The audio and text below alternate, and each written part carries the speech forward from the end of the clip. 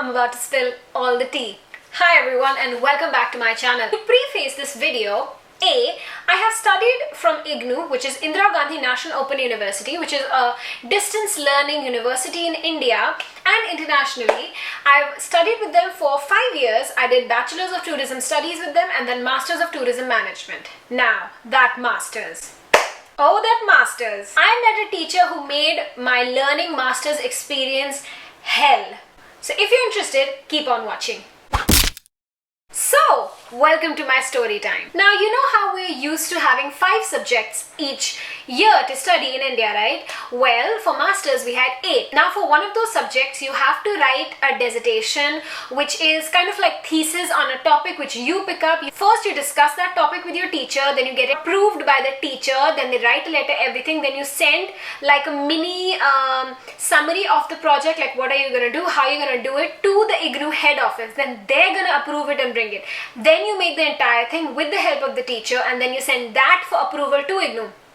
They might decline it, then you have to do it all over again. So it's like a whole process. Now, Ignou has these classes on the weekends, which are classes for students who, if you've not been able to understand anything in the books, you come and ask the teacher, or like for this project, you discuss with the teacher, get it done. Now, Ignou does not have a thing that, you need to attend regular classes, you need to be a regular student. It's not like that, because distance learning is for people who are maybe working on the side, which was my case. Now, I would like to also share that I'm a cabin crew, a full-time cabin crew, so of course I don't have offs on the weekends. That's why I took distance learning in the first place. So in my 3 years of graduation, I've only been to the classes twice because I would just not have Sundays off. And the Ignou Study Center was super far, so I just couldn't make it in time. Now, one tiny detail which really made the whole thing even more stressful is that right where I have to submit my assignment, I was moving to another country. Now, I was kind of used to juggling 5 subjects with my job, but juggling 8 was quite difficult, especially when those 8 subjects would have 8 exams in the same month. Mind you, these subjects are also given to people of other subjects. So it's not going to be like, you're a tourism student, you're going to have your exam on different dates. You know how we just stress out that I have exams back to back, I don't have space in the middle. Well, I had exams on the same day. There were 2 occasions where I had 2 exams in the same day. I was barely able to study and manage with my flying and hectic flying and studying for the exam. I had to study for 2 exams in one go and give 2 exams in one. Masters is for 2 years, but you can complete it in 4 years. Now, all they say is, you complete everything, you will get your degree only if this project is done. If you've done your assignments, given your exams, doesn't matter as long as this project is not done. They've given you 4 years to do it, but you just gotta do it. But of course, my case was different because I was moving across to another country, Singapore, so I had to do it there and then. In October, I had to move to Singapore and my exams were held in June, July. So the results come by July, August, and my results were out, everything got out, but my assignment marks were still not there. Turns out they lost my assignment. If you're submitting your assignment, make sure to note down the register page number that they put it on. I thought I had to do the same assignment again. They said, now it's too late, now you need to make the assignment for the next session. So I had to wait a long time for the assignments to actually come out. Then I do the assignments and then it takes time. So it was all stressful that, oh my god, will this happen, will this not happen? Meanwhile, I thought that, okay, I'll at least start working on my project. I went to the classes, but somehow I managed to reach there half an hour before the class ends. When I got to the class, she's like, well, you should have come a bit early if you have so many things to do. But I was like, maybe she's just being a teacher, it's fine. And I was speaking to her very respectfully. I went there and explained the teacher my whole scenario that I'm moving the country and I really need her help to make sure that my project gets approved within a month. So she still understood, luckily, and then she gave me her personal number. Now, these teachers are not just working for Ignou. They are actually regular professors from other colleges who have come to work for Ignou on the weekends just for an extra buck. And she was already speaking to the students and she explained to me that she has been speaking to these students for months now. They are her regular students and I'm a new one and I expect it to be done within a month. It doesn't work like that. And I was confused because that's exactly how Ignou works and Ignou classes work. At least for arts or my subject, you do not need to have regular classes. But she was pretty close with the students and I thought, okay, I explained to her that weekends are not free for me.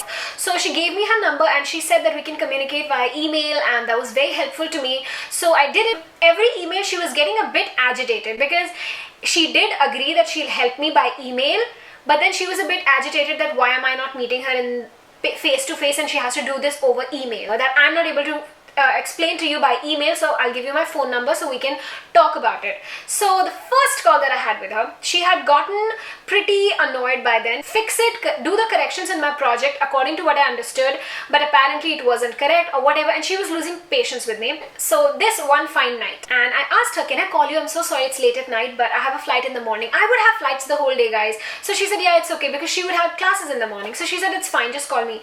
Now, I called her and she was trying to explain me, and then I was trying to, because I need to communicate, right? Because if I just say yes, yes, yes, and then my work is wrong, it's gonna frustrate you further. So I said it to her. Now my phone was on speaker, and she was just getting agitated, and then if I would not understand, she would be like, why can't you understand? Why are you so dumb? I'm just talking to you nice. And she would just say things like this. And I was in my brother's room. He could listen to this conversation. So my brother just started saying, why is she talking to you like that? She's being so rude. And I knew that she has been rude for a couple of days, but I was trying to hold it in. But him trying to reel me on that, why is she being so rude? You should tell her not to be rude. I suddenly burst out that, you know what? She is being rude. Before I tell you what I said, I've been told that I'm pretty Americanized. And that's because of long years of me watching Disney Channel and all American TV shows and movies, and me kind of accepting and bringing their slang into my daily language. After this incident, I got more aware of that, and I'm careful that you should only use the slang and the way English is spoken according to your country, because there can be big miscommunications. But still, I told her, okay, I'll do whatever you're saying, but can you not be mad at me? Oh no! Now, what does mad mean? Mad in American slang means very angry. I did not want to use the word angry because I thought that would trigger her. It would be like, you know how if someone is angry and you tell them to calm down, it just triggers them? All hell broke loose. She literally translated the word mad and thought I'm calling her crazy. She thought I'm saying, "Tum pagal kyun ho rahi ho?" Can you believe it? She was like, what? You are such a disrespectful girl. How do you even go on flights like that? You are so disrespectful. What have your parents taught you? And by this time, my mom, like my brother went to my mom's room and was like, what the hell is this teacher doing? The teacher just cut the call on me. This is a theme that appears throughout my life. People cutting the call on me. The reference back to the Ket Airways video. I called her. She never picked up. And then I started crying because I thought all this hard work of giving exams back to back, redoing assignments, all this hard work is going to go to waste. Anyways, so my mom decided to call her back, and the teacher started saying that, ma'am, your daughter is so disrespectful. She is the worst. She expects me to help her. To my mom, she started to talk like that. She doesn't even know me. How do you have the authority to just badmouth me in front of my mom based on nothing, basically? Because my mom was still being nice to her, because my mom was like, we have to get our work done. And I was like, Mom, why are you being nice to her? She's so evil. I was really crying. And the teacher could hear me crying and shouting to my mom that don't talk to her, she's so rude. And oh my god, it was so bad. It was a meltdown. And I decided that I'm never going to go back to Ignou. I can say bye-bye to my degree. Masters never happened. But no, after a couple of days, I realized that I really do want my degree. I guess I should just let my ego aside and go to her and ask her one last time. The next Sunday, I literally took a sick leave. Guys, I could not step in. As soon as I looked at her face from outside the class, I was shivering, sweating. I wanted to just disappear from my life. I had my bestie on the phone, and my bestie was like, I'll be on the phone with you. You go there in the class and talk to her. We'll do it together. I rehearsed, and I can't tell you how to gather everything in me to go in there. Okay, now usually teachers have to be the bigger person, right? I come to her, she's like, what are you here now for? I was just telling them what a rude person you are, what kind of a student you are. And of course, I wanted to cry at that time because I knew everybody was looking at me because of that. So she, being a teacher, instead of utilizing your time of class to teach students and help them in their project, you are reciting them stories and bad-mouthing another student whom you don't even know and they don't even know. I said sorry, I just swallowed my pride, and then she's like, fine, just go sit, whatever you want to do. I sat in the classroom, started discussing with her something. She's like, I don't even know how you work on board. How can you be a cabin crew? She said, I hope I'm never on your flight, because such a cabin crew, I would never want to serve me.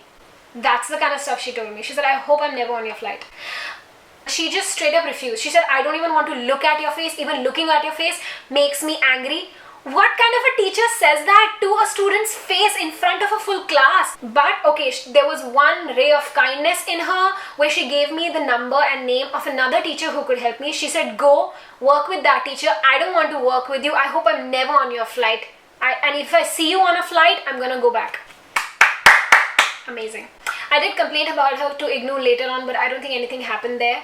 But yeah, then I went to the other teacher and she was so nice. She said, oh, that teacher sent you to me. What happened? I said, I just think we were not on the same page and it didn't work with us. And the teacher understood. She was like an older lady and she was so sweet, understood me. She said it happens sometimes with teachers. Even teachers are frustrated. I said, I understand. And she helped me so much, guys. I worked on my project even after I came to Singapore. I had my trainings and everything. I was still working on my project alongside. Sent it to my mom. She got it printed, everything submitted, and then finally I have my degree. Oh my god. And I hope if I see that teacher ever again, I hope she burns in hell. I really do. No, I don't. Yeah, you gotta stand up for yourself, and this was my Ignou experience from hell.